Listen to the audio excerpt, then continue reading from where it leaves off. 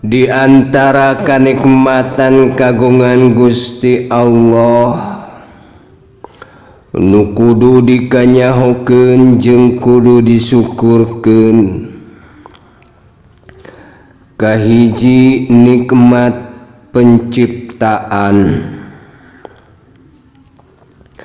Urang teh asalna eueuh di alam dunya, tuluy dijadikeun tina eueuh kana aya. Sanggeusna aya di alam dunya engke bakal eueuh deui, engke bakal tilar dunya. Kurung ditinggalkeun ku kuringna, raga ditinggalkeun nyawa, maot ngaranna. Tah ku diciptakeunana ge eta teh geus mangrupakeun hiji kanikmatan. Ari kasang tukangna diciptakeun manusia, nyaeta pikeun ngabdi kanu kagunganana, nyaeta ka Gusti Allah Subhanahu wa ta'ala. Kateranganana wa ma khalaqtul jinna wal insa illa liya'budun. Dina mangeran ka Gusti Allah, dina ngabdi ka Gusti Allah, kahade urang ulah nyabeulah. Sabab nu dijadikeun ku Gusti Allah teh pasang-pasangan, aya bener aya salah, aya hade aya goreng, aya bunga aya sedih, aya beurang aya peuting, aya lalaki aya awewe jeung sajabana. Tong boro di alam dunya, dina alam wujud urang sorangan ge nya kitu deui. Panon pan sapasang kenca jeung katuhu, ceuli pan sapasang kenca jeung katuhu, leungeun nya kitu deui sapasang, liang irung pan sapasang, suku pan sapasang.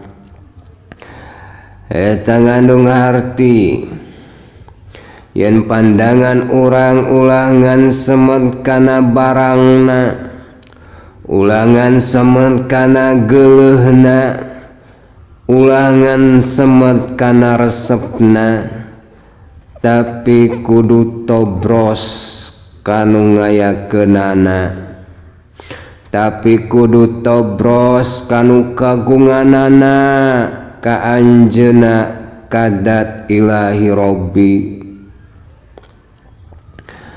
Artina di dieu di mana urang mandangna kudu pake pandangan tauhid.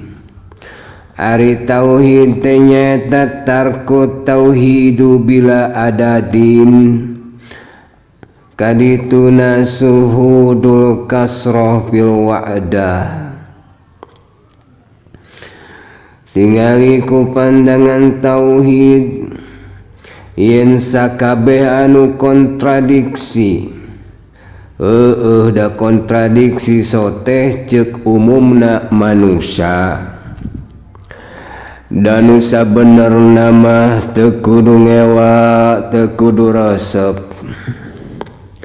Mun masih keneh ngewa jeung masih keneh resep mah berarti pandanganana masih keneh kahijab ku serabna dunya. Da dunya mah serab ti baheulana oge, matak menyilaukan pandangan.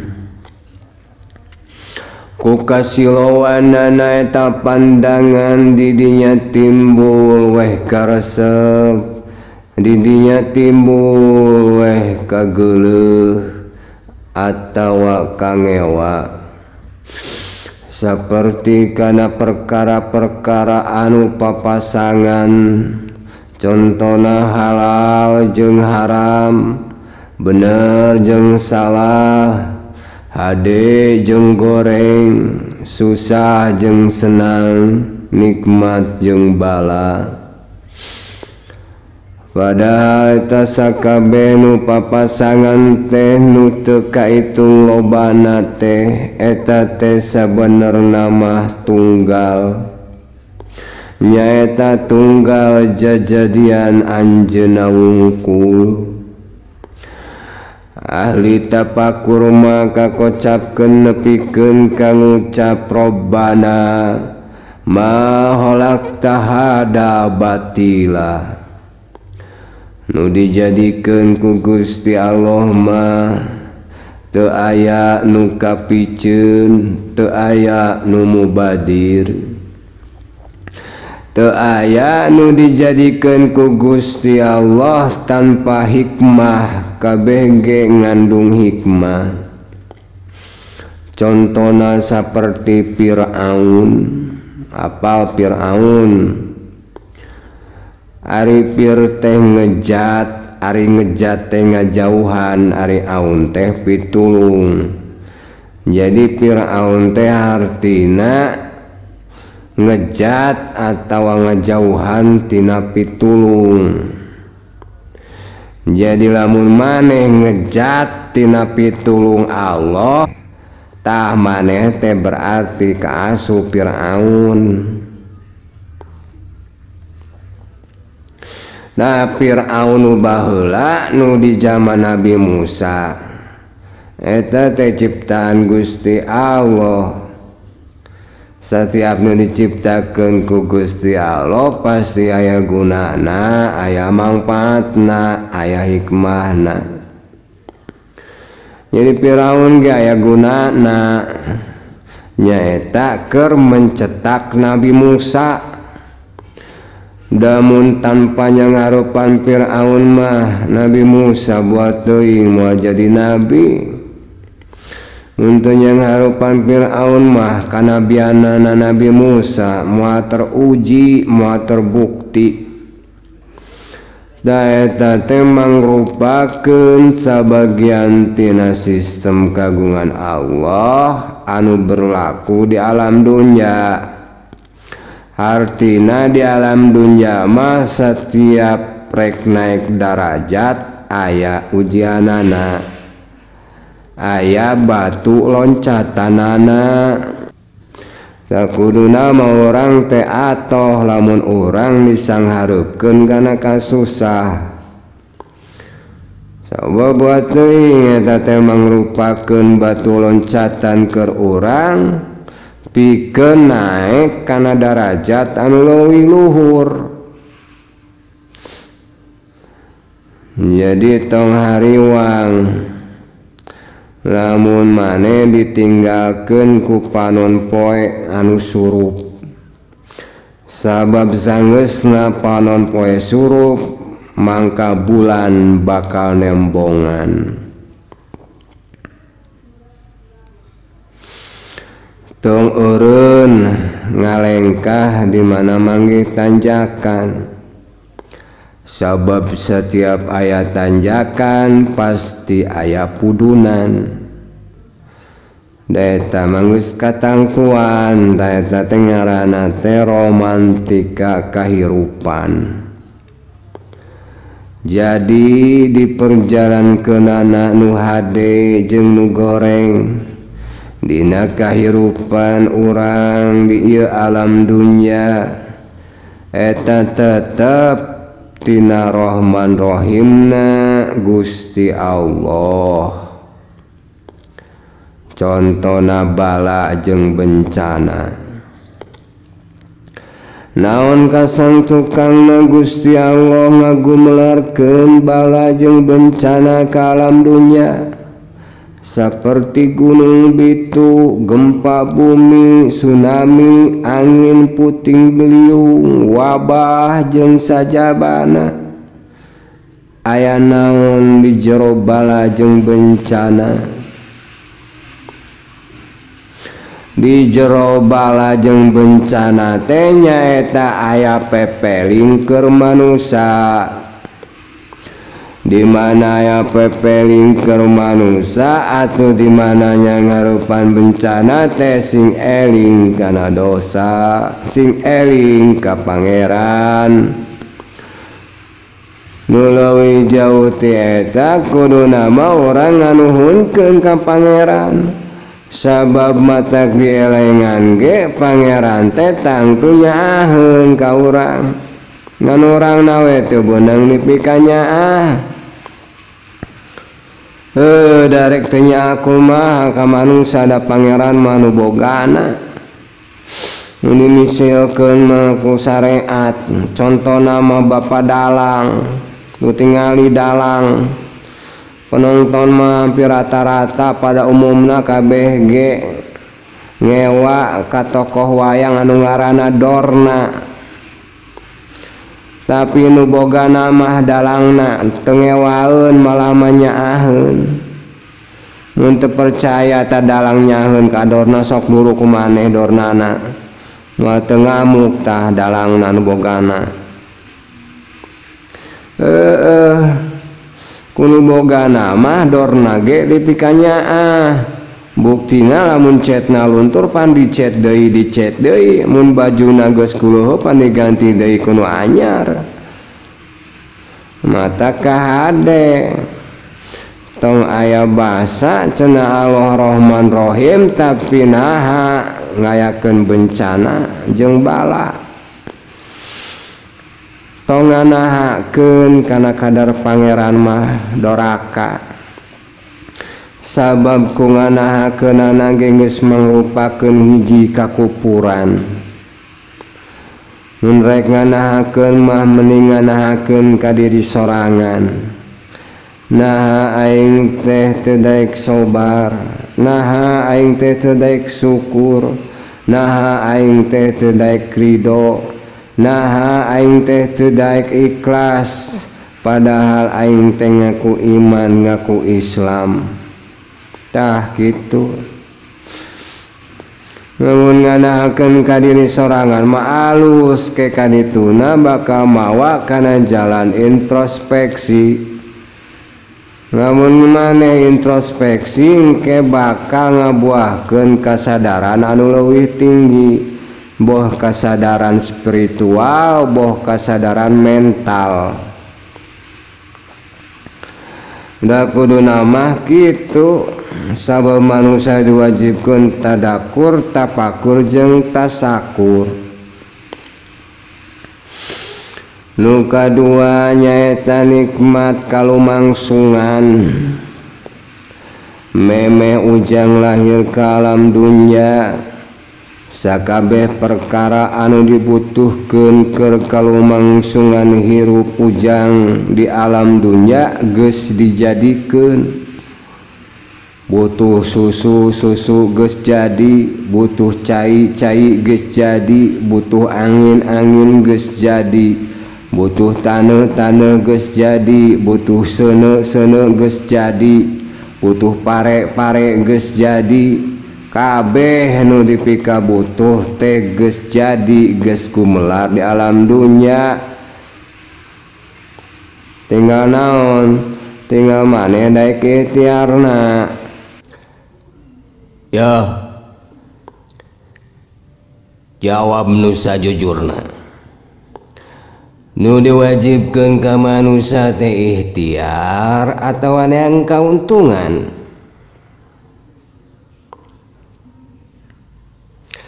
Kewajiban orang mah salaku manusia wajib ikhtiar. Pasti hasil? Pasti hasil mah bagus. 100 buat Anda. Naon sababna pasti hasil? Pan enteng. Ari ieu teh ikhtiar teh aya nu marentah. Saha nu marentah ikhtiar ka manusia? Gusti Allah. Tuh. Matak der we pinggawe. Naon sababna? Gusti Allah moal marentahkeun teu pupuguh setiap aya parentah tangtu aya janjina. Nah make ragu-ragu dina ikhtiar da pasti berhasil. Tong ragu-ragu, grapak berangkat bismillah ikhtiar pasti berhasil.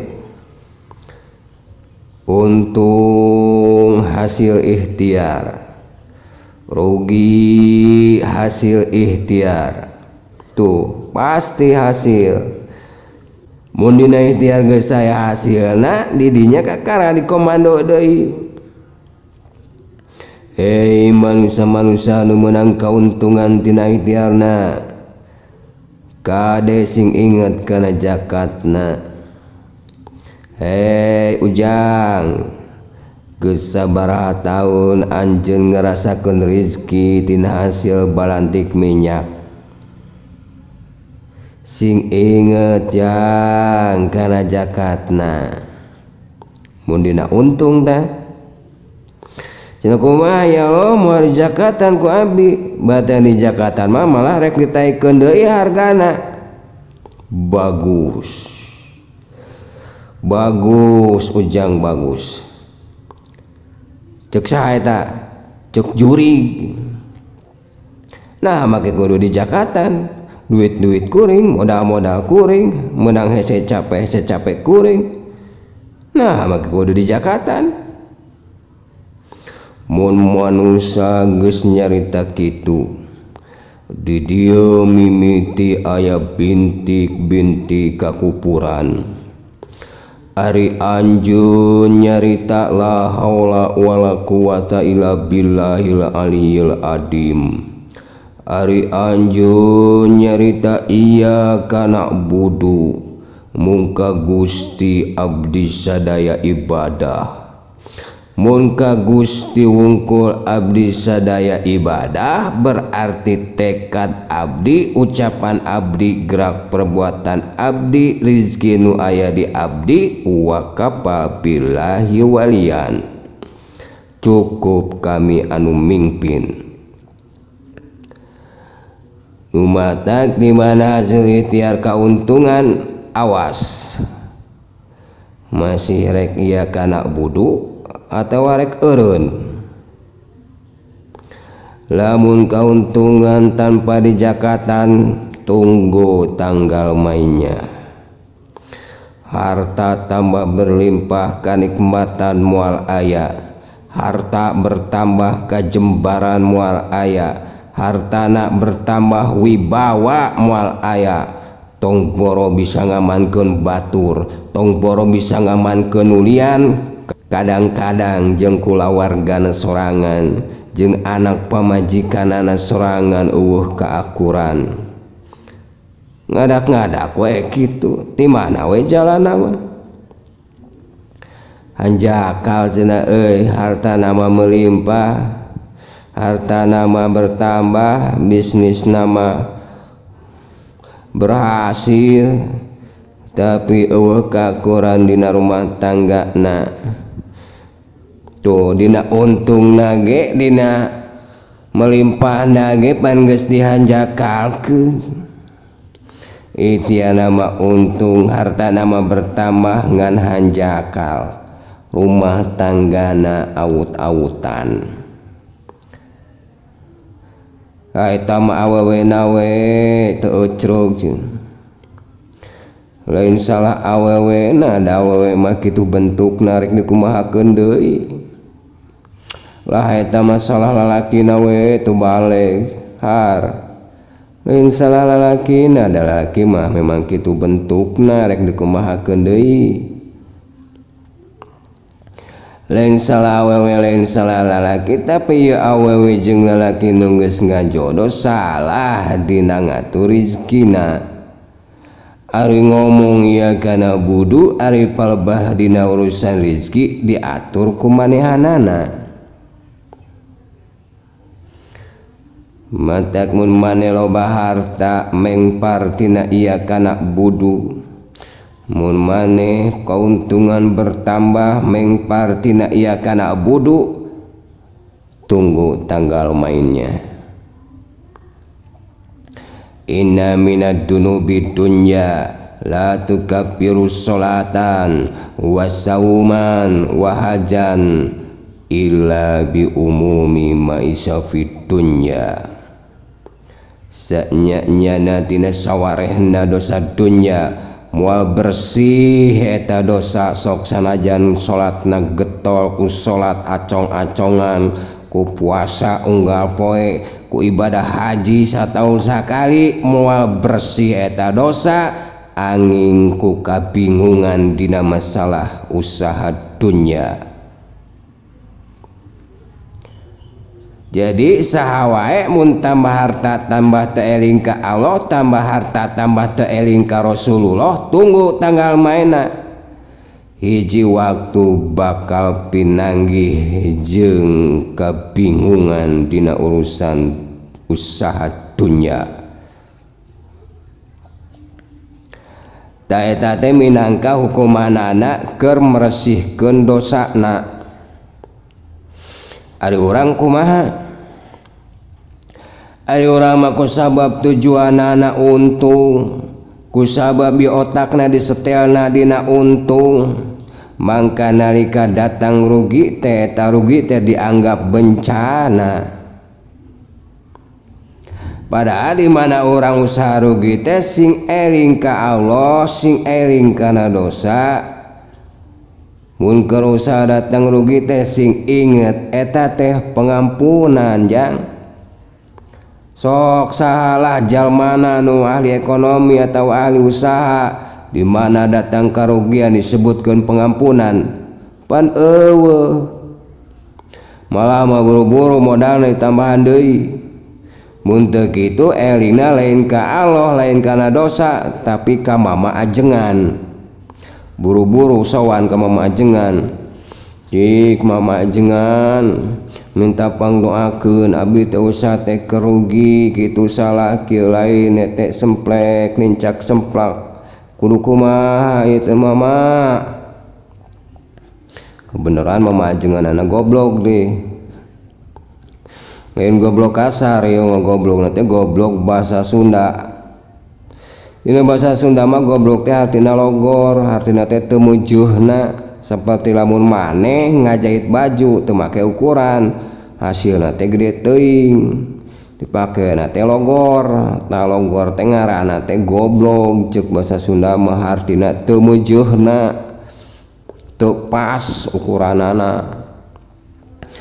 Jadi mun goblok dina segi ajengan mah nyaeta teu masagi dina kaajenganana.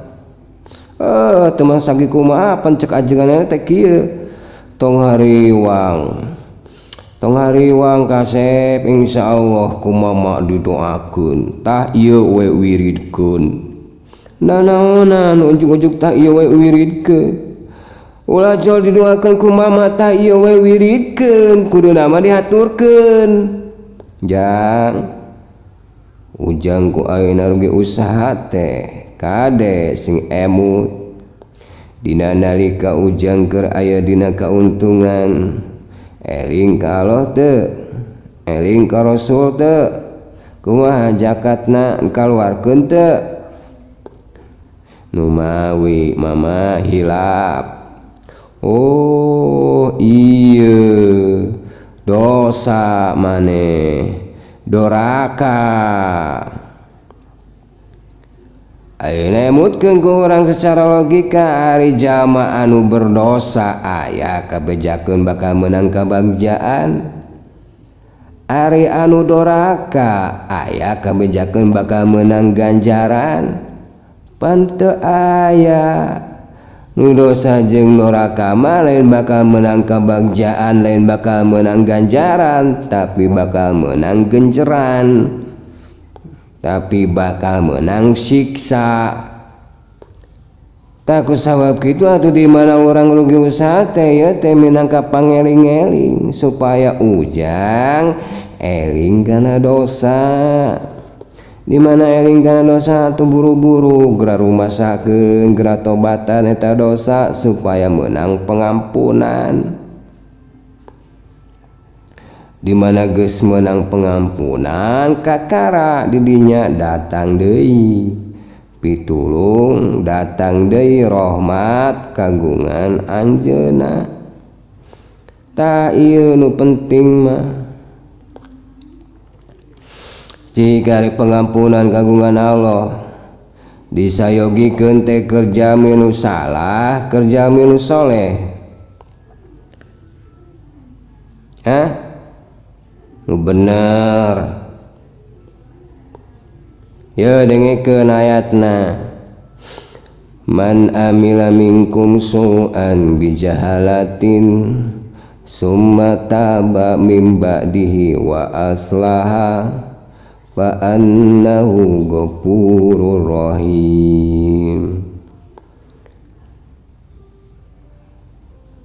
Man amila minkum su'an bijahalatin, sasa zaman migawe dosa kalawan kabodohan, summa taba min ba'dihi, tuluy tobat tina kasalahanana, wa aslaha sanggeusna tobat tuluy migawe kahadean, fa annahu ghafurur rahim. Tuh tah jadi kasaha ragragna pangampura jeung kawelasan kasihan Allah teh kanu salah kanu soleh. Balikan deui sasa nu migawe kasalahan kalayan kabodohan tuluy tobat tina kasalahanana, sanggeusna tobat tuluy migawe kahadean, mangka eta jalma bakal meunang pangampura jeung kawelasan kasihan pangeran. Jadi mun kitu mah ieu ngandung harti pangampura pangeran teh lain keur jalma nu salah, lain keur jalma nu dosa, lain keur jalma nu doraka, tapi keur jalma nu eureun tina salah tuluy migawe kahadean. Jadi jelas pisan yen ieu kahadean nu ngondang pangampura anjeunna. Jadi jelas pisan ieu kahadean nu ngondang kawelasan kasihan anjeunna. Gitu. Jadi dina bab ikhtiar mah ya otak teh nya engke deui disetelna, lain dina untung lain dina rugi. Dawuhan anjeunna ukhruj min baitika liridoya, kaluarna maneh ti imah teh nyaeta sejanyuprih ridho kaula.